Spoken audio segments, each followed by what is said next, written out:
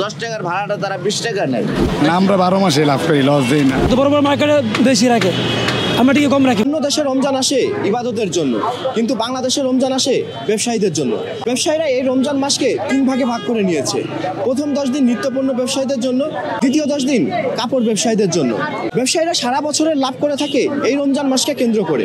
এমনকি তৃতীয় 10 দিন লাভ করে থাকে পরিবহন ব্যবসায়ীরা, যারা নারীর টানে বাড়িতে যেতে চায় তাদের কাছ থেকে লাভ করে দ্বিগুণ টাকা, এমনকি দ্বিগুণ দামে টিকিট বিক্রি করে।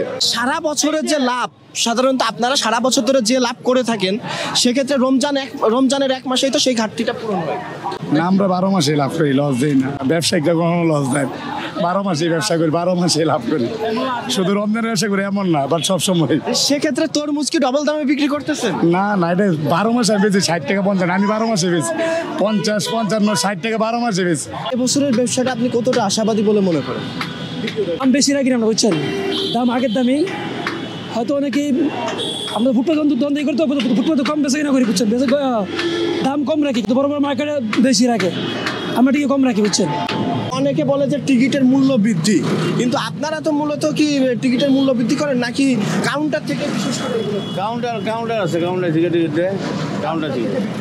কাউন্টার বছর শেষে সবাই ঈদে যাব, তখন যাত্রীর একটা চাপ থাকে, দেখা যায় গাড়ি থাকে কম। তো ওইটা চিন্তা ভাবনা করে দেখা যায় যারা টিকিট বিক্রি করে তারা 10 টাকার ভাড়াটা তারা 20 টাকা নেয়। এটা কাউন্টার থেকে ভাড়াটা বাইরে যায়, আমাদের কোনো চাহিদা থাকে না।